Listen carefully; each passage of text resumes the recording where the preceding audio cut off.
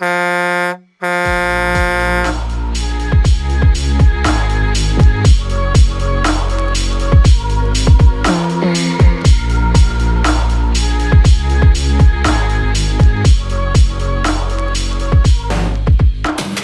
guys, now that this VH is finished, I'm going to give you a look under the bonnet, show you what we've done and how it's come up, the finished look of it. Alright, so there you go. There's the under bonnet, the engine bay, after it's all been blasted and welded up and modified, cleaned up. It's come up quite nice. Everything fits and lines up and in its right mannerism, and everything's supposed to be where it is. We've done a little bit of a feature here on the rad support, guys. For Chris, he wanted to be able to easy access to his VIN, so we've bare metaled that, highlighted his numbers, and cleared over everything. But yeah, that's it's pretty tidy now. Once that's got a nice V8 sitting in there, you'll be a happy man. But I'll just show you how it shuts down, guys. The shut of it, click down, and the line up. And if you guys can remember back, we replaced the bonnet. We've cut a hole in the centre of it for the air cleaner, repaired it all. Same with this bonnet scoop. That was all back in the day. If you look back through earlier videos, you'll see how that was really weak. And now it's all beefed up, it's as strong as right through. And we've got that fitting on there really well. And then if you walk along the car, we'll start on the right hand corner here. That was all panel beated out, welded, where it had an old body kit on it originally, all around the bottoms of the wheel arch. It was all welded up and all panel beated out. And then along to the doors, all realigned. All good gaps to get the thing back exactly where it was. Metal filed up, the whole lot of it, file finished. And if you guys can probably see there with the camera now, the finish on that car.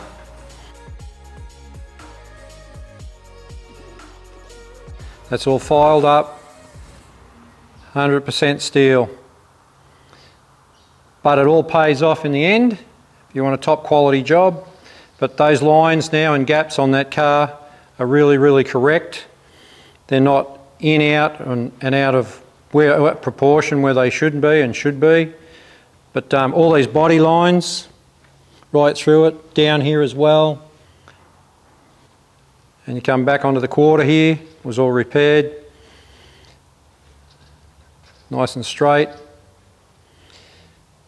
And then we'll come around onto the back of the car. Give you guys a look at the boot line up. And just the work that goes into it to make it how it should be. But the gaps now, it sits down quarter to boot lid really nicely. And the rear bar that you guys will probably remember way back that was a little bit controversial the way we cut it up. Some people liked it, some didn't, some were unsure how it would turn out. But I think you'd be pretty happy with that. It's to the point where you look at it, the way it fits in, how we changed this quarter panel line to suit this bar look, and it looks a factory finish, and that's what we were after. So at a first glance now, you'd walk up to the car and go, hey, well, that come out of the factory like that.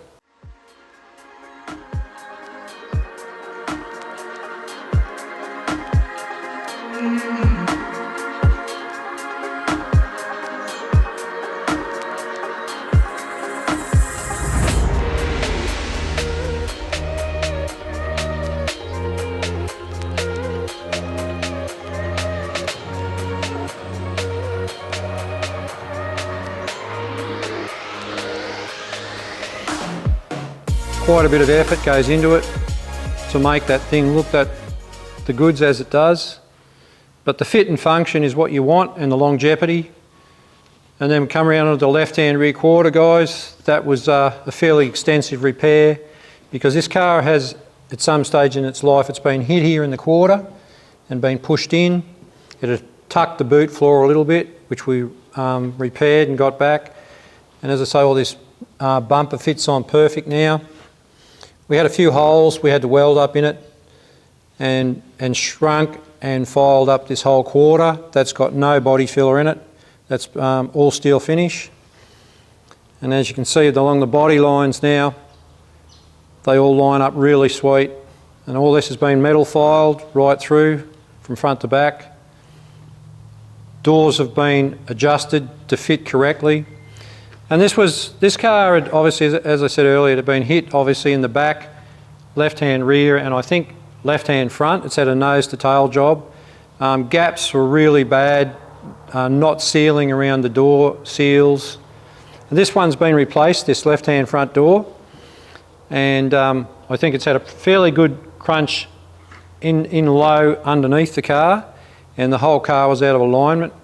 But after, you know, a fair bit of work and effort to get this back, it's come back really good. Same with this left-hand front guard. It was pretty ugly actually. It was pretty out of shape.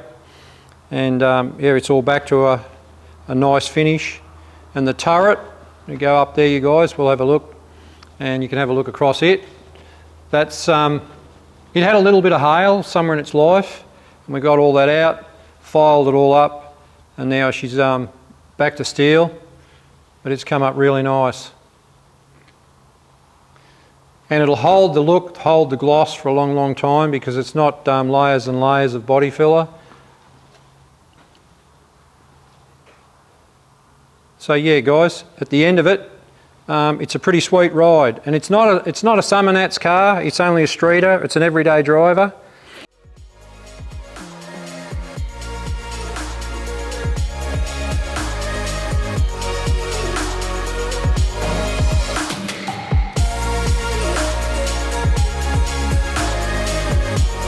But it's really good to now see the fruits of your labour at the end of a big build, and especially when they come out nice.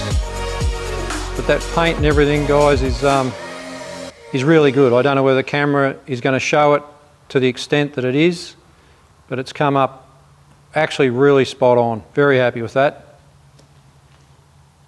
But that's it, guys.